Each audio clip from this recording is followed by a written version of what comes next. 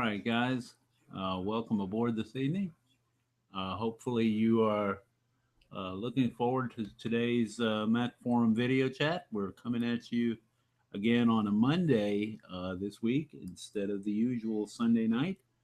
Hope that doesn't throw your routine off a bit too much. As usual, we got a few tidbits of forum information, a little bit of tips and tricks roundup, and just bits and pieces of other Apple slash Mac related news. Probably going to be a kind of short show. Didn't get to do as much research this week as I normally do, but here goes. First of all, I want to welcome our newest member, Light Spectra. Welcome to all of our new members this week. The membership numbers are steadily climbing, and we're glad to have everybody on board.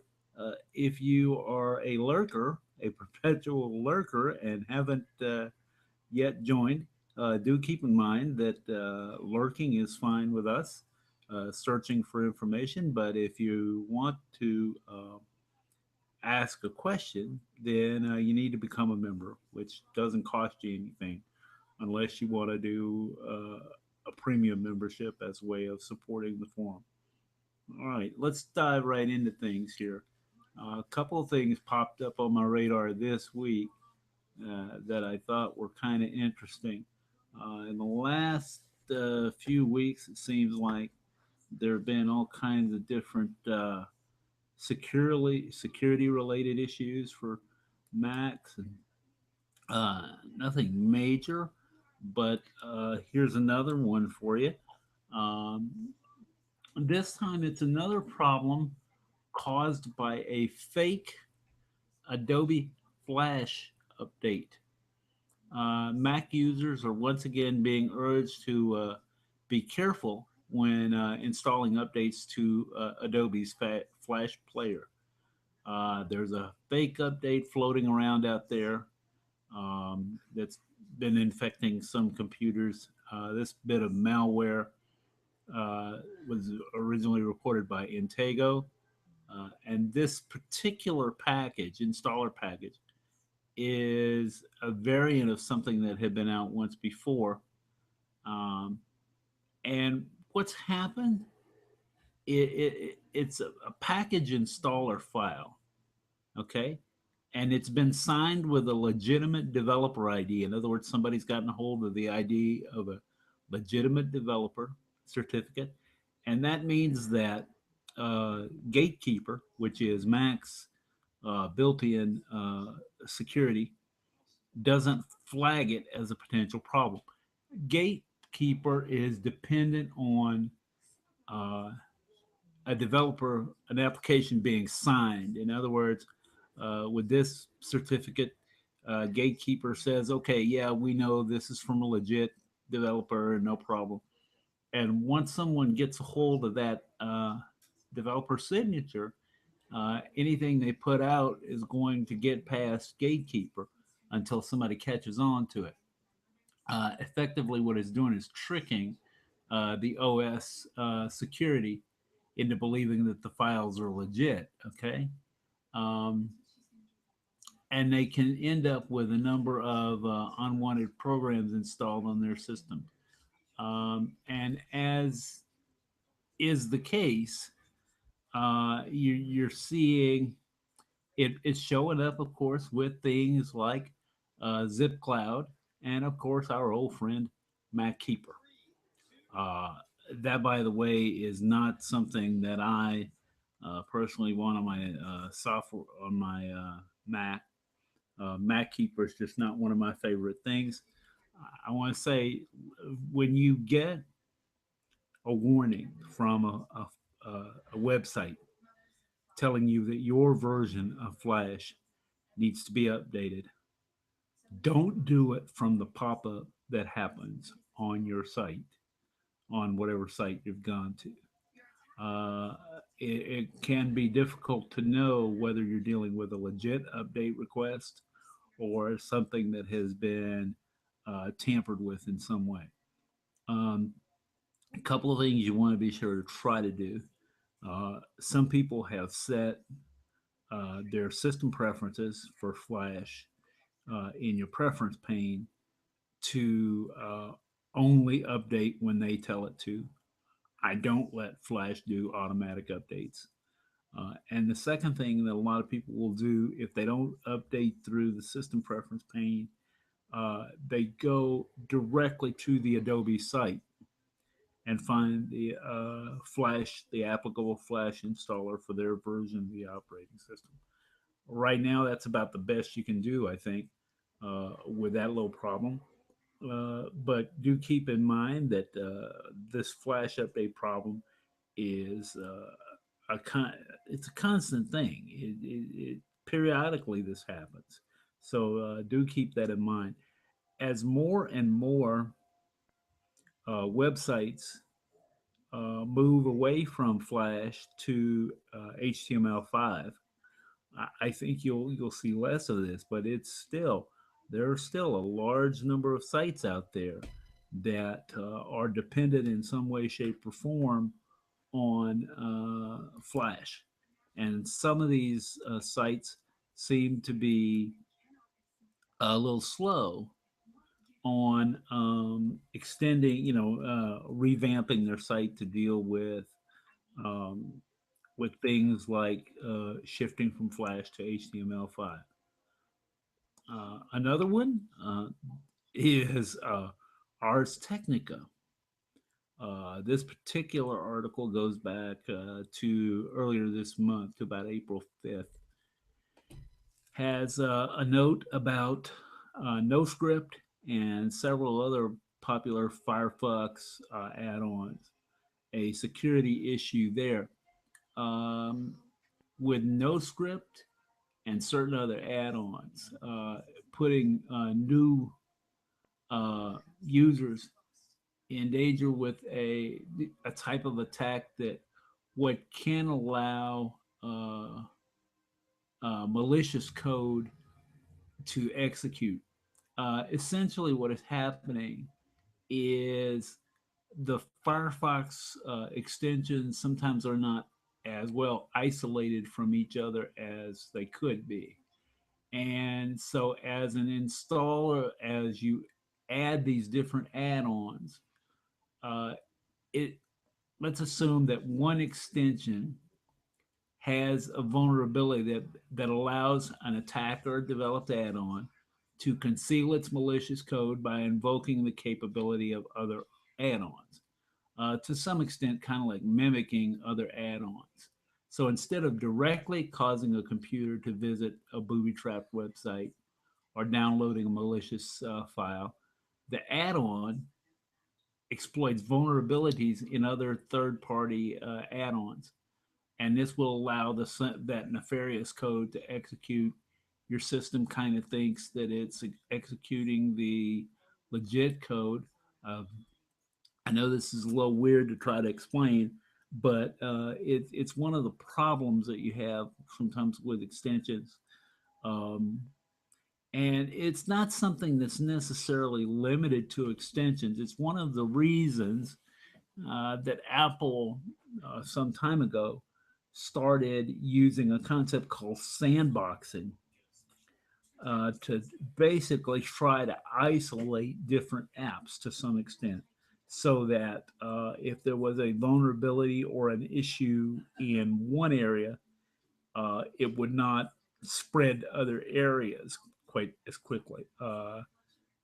That kind of sandboxing was geared toward um, bad code and other kinds of errors, but it, it, it could also be of some help with malicious code as well. Uh, I don't mean to give you the impression from these two stories that malware and other malicious code is nearly as extensive on the Mac as it is on the PC, because it isn't. But these things and similar things like it mean that as Apple users, we have to be paying a little bit more attention to uh, these types of malicious software malicious extensions. They're not viruses in the typical sense of the word, in the sense that they're not self-replicating, and they kind of have to trick the user into being, into installing them. But it doesn't change the fact that you have, once you got that installed, you've got a problem to get rid of. You are starting to see more people running things like Malwarebytes, and being a lot more careful about what they install in terms of extensions and other things. All right, now that we've gotten the security issues out of the way, let's move on to a couple of other things. This is one that I meant to post on the forum, and I probably will. I'll put it in the show notes, but I'll probably also do it as a separate thread just to get people's reaction to it. I was over at uh, Kirk McLaren, Kirk the iTunes guy, at his website, Kirkville, and nice, nice creative name there, by the way. I visit his site regularly to read what he's written, because he frequently has some interesting things to say.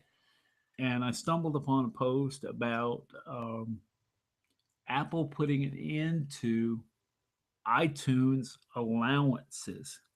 Now, allowances were a concept where someone, say, for example, let's just say it's a parent with children, they could set things up in such a way that the person that this was sent to was allowed to spend X amount of money over a given period of time.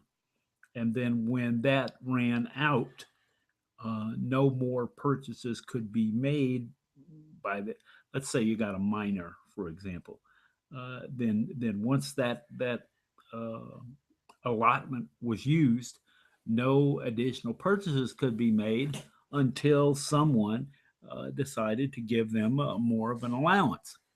So that's kind of the way that worked, and it was an interesting way for a parent or someone, a relative or something like that, to pass things on to children, and at the same time control how much money was spent, because the person receiving the allowance did not have to have the credit card number or anything like that. That program has been around for a while, but Apple is in the process of canceling that program. What they're going to do, what they've said, is that no new allowances will be accepted after April 13th of this year, and existing allowances will cancel as of May 25th, 2016. Any unused amounts that you have will remain in an account until it's used. So let's just say, for argument's sake, that May 25th rolls around and you've still got $50 in allowances in the account. Uh, that 50 will stay there until it's used. You're not going to lose it, but you wouldn't be able to add any new allowances. Right now, the suggestion is to use family sharing as one means of making things available to other members of the family. And also, if you're sending gift subscriptions and things like that to family and friends, use gift cards, iTunes gift cards. And I will say, I've the last over the last about year and a half, I have used gift cards a couple of times for either birthday or Christmas presents for a couple of my nieces and nephews. It's a real convenient way of doing things. You can get the things in a lot of your retailers, a lot of your big box retailers. You can also get the gift cards through the Apple Store and the iTunes Store. Um, but also, you may find them on Amazon, uh, and or similar sites. And sometimes you will find a deal where you pay less than the face value of the cards. If you get lucky, you may, you know, right around Christmas, I picked up a bundle, was about $60 worth of iTunes gift cards. And I think they were, 45 or 50, something like that. I forget how much. You don't see that happen too often, but it does occasionally pop up. Usually the cost will be something near the face value, um, plus whatever the shipping costs are. It's not a bad way to go sometimes, um, especially if you find it in a little inconvenient to get somewhere where you can physically purchase the cards. So that's one way to handle this with Apple killing off this allowance program. I can assume that that was probably due to it just not being widely used. I know there are going to be some parents that are going to wish this was still around, and I haven't seen any indication yet that they're planning to bring on any new program. I don't know for that. We'll see if that comes forward. Um, all right, and so that's something to keep in mind as you move forward. Um, when we look at some other things with iTunes, um, we have some another tip for using iTunes to save multiple copies iOS device backups. Um, this is a good way to make sure that you have your data backed up. Uh, One of the suggestions in this particular article is to not just rely on iCloud based backup, but periodically to back up and store that backup on your machine. All right. In the iTunes preferences, when you look at backups, it will have a list of not only different devices that you've backed up, but several listings for when the most recent backups were made. And as you can see from these, you get to look and see when they were done. That can be a big deal, almost behaving like a time machine backup and going back to a certain point. I mean, if you know, for example, that a file or an app that you need was removed 2 days ago, then you need to back up to a point before that. Look at one of those backup points. And basically, what it does is it saves one uh, backup file for each device. Okay. But you can force it to archive a backup. In other words, that would give you another copy from an older device. Okay. And what it is when you do this, you'll see the device name and the name of the archive. So, for example, this is hard to see without the screenshot. I've got a link to it. It's kind of hard to understand. Essentially, what you see when a backup has been archived is you see two backups. One will be the most recent backup for a device, and the other will be an earlier backup. And in order to do this, what you're going to do is you're going to go into iTunes, open preferences, and go to the devices tab. When you're looking at this window, look in devices, find the device that you want to archive, the backup that you want to archive. Keep in mind your devices, the names of your devices are going to be on the left of that window, and on the right side is going to be a list of backups. And so let's say that your device is called Bob's iPhone, and you've got a backup for Bob's iPhone that was April 15th, 2016. Before you make your next backup, you want to archive April 15th, 2016. All right, so what you would do is go find the name for Bob's iPhone, look for the April 15th, 2016 backup file. Okay. And then what you're going to do is right click on that backup. So right click on the one that says Bob's iPhone, April 15, 2016, and then choose archive. Okay. iTunes will then rename that archive, rename that backup, and save it. Okay. You can do this as often as you like, but understand that these backups do take a bit of space on the computer. Okay. And depending on your computer and how much you have on your device, how much space you have on your drive, that can become an issue for some people if you have a habit of keeping a large number of archives. Um, and then iTunes used to at one time make these kinds of backups, these archive backups, whenever you picked backup now. Uh, but that process has been changed a little bit. So again, what you're going to do is go to the iTunes preferences, go to the devices tab, pick the device that you want to archive, and then right click on it and tell iTunes that you want to archive that file. Then you can go ahead and make your current backup.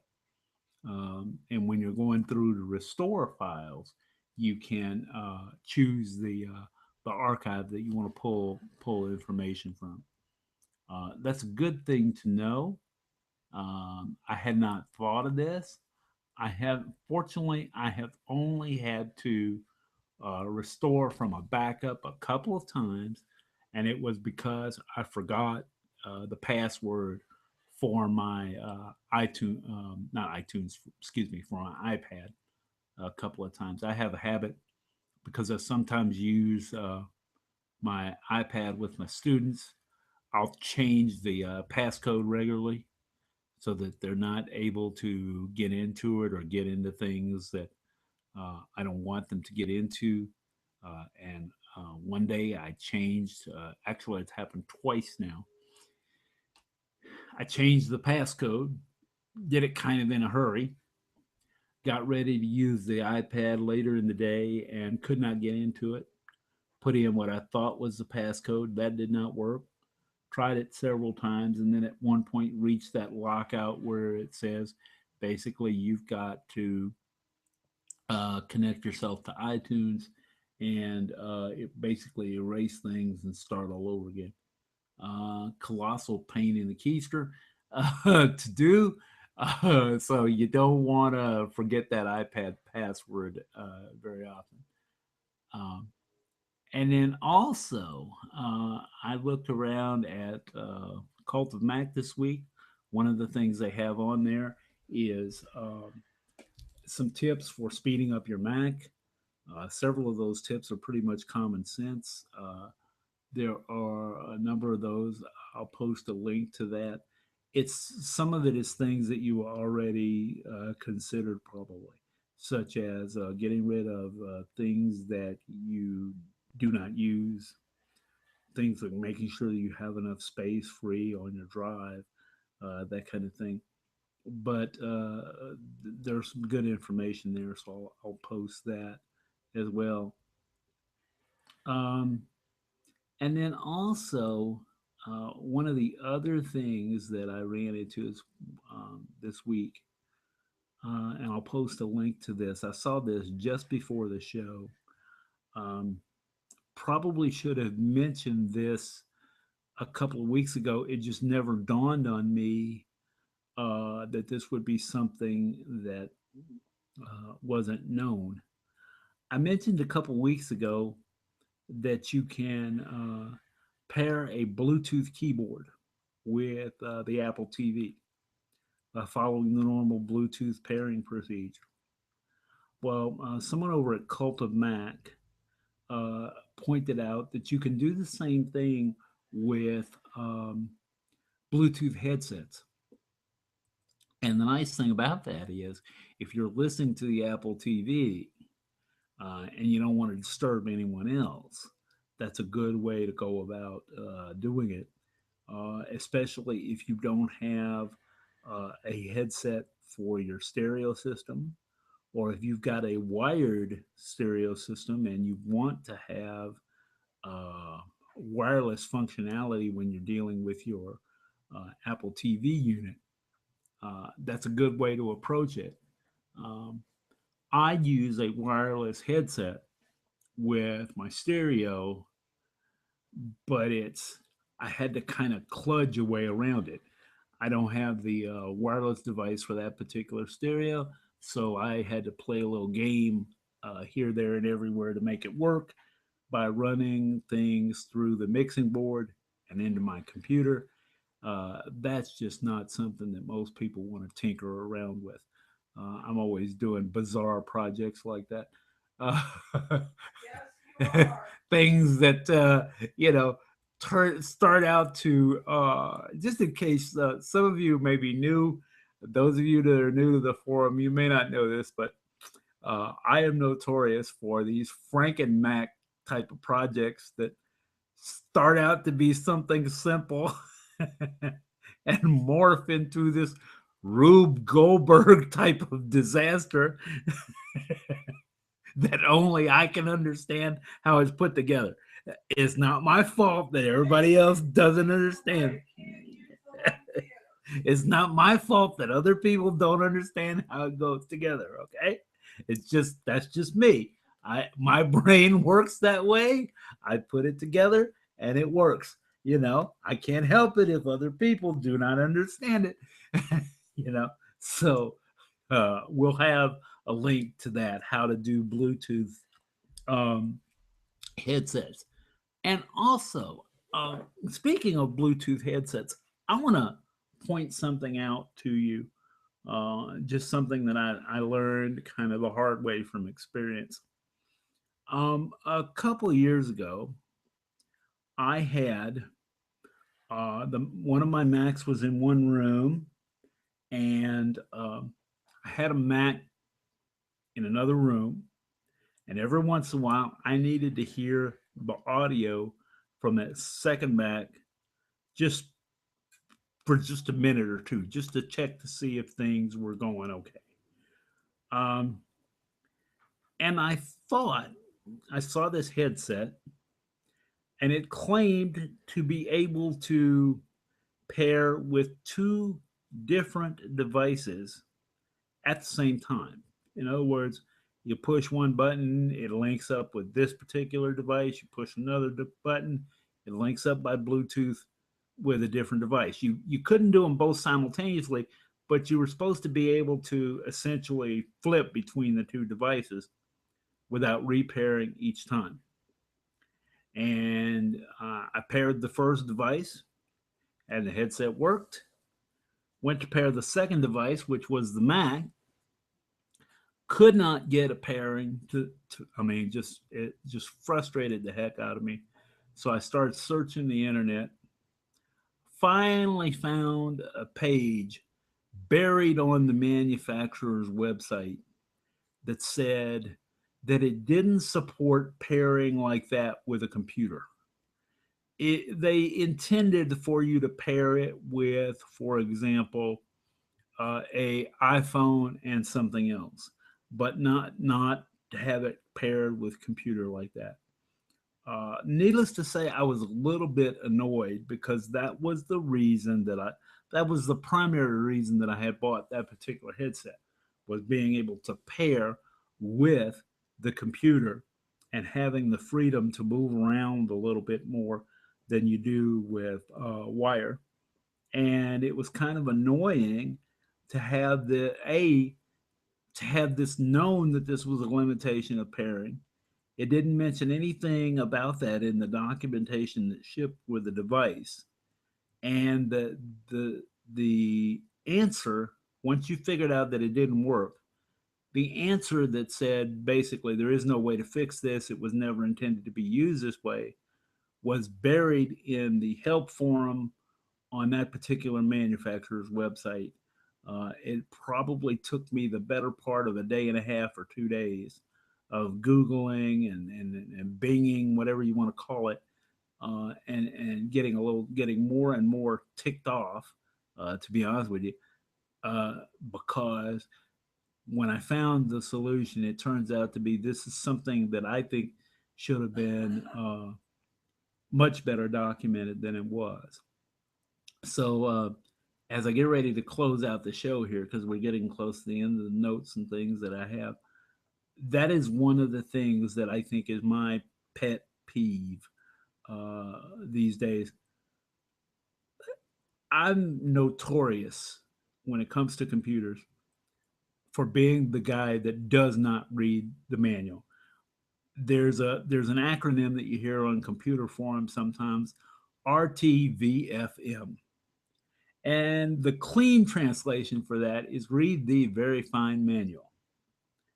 Well, that assumes that there is such a beast as a very fine manual. There are fewer and fewer of those around these days. I was never a big fan of reading manuals uh, when they were out and available. Our first LC2 had 3 or 4 decent sized books as manuals. The first incarnation that we had of Microsoft Office for the Mac was a slipcase of books that took up half the shelf on a typical, if you know, not like bookcase type shelf, but those metal storage shelves that you see in the garage. Sometimes we had some of those in the office area in our home, and the books for Microsoft Office alone took up half of one of those shelves just for Office. Then they went to Office on CD, the manual on CD, which I absolutely hated because there was no stumble on it factor in accidentally stumbling into the function that you needed. It was very much more difficult, in my opinion, to search off of that CD. And of course, now very few things are coming with printed manuals. Most of them have a real quick 2 or 3 page getting acquainted thing, and then it says go to the website for information, which is okay if you got a website that has the information people need. So, as you're buying different products and things, go to different forums and ask questions because sometimes that documentation, especially if you're like me and you like to do all kinds of Rube Goldberg type contraptions and connections, a lot of times the documentation is not going to tell you what you need to know. You have to find yourself other like-minded users who have done all kinds of weird things. That's why you need a place like Mac Forum to ask these kinds of questions. Um, this past week in the forum, we've seen, as usual, people asking questions about the operating system, different problems here and there, asking questions. There's one that has to do with recording and using GarageBand, which it's forcing me to go back and kind of relearn what I used to know about GarageBand. GarageBand has changed interface wise, has changed significantly since the last time I used it on a regular basis. So to answer those questions, I'm having to pop back and forth into GarageBand to look that up. But we have a very dedicated team of people there uh, providing the administrative support and getting rid of the spammers and that kind of thing. But we also have a very knowledgeable band of just regular users who happen to know a lot of things. So if you've got a question, go ahead, get yourself registered and ask away. And that's going to just about do it for this week. I'll try to have the show notes up probably sometime tomorrow. To be honest with you, I'm on the verge of falling asleep. Don't want to make any typos when I post up the show notes. So I may not get them up until tomorrow. But until then, you can find me during the week on the forum. I am known as Sly Dude in the forum, and if you have a question about the show or suggestion, there's a show notes area. You can post there. The link will be up on YouTube later when on the G Plus page on my Google Plus page. So check that out. Be sure to check out all the other goings on in the forum, and hope you found some useful information this evening. And until next week, this has been your host Sylvester Rock, aka Sly Dude, and I will see you in the forum. Have a good evening, folks.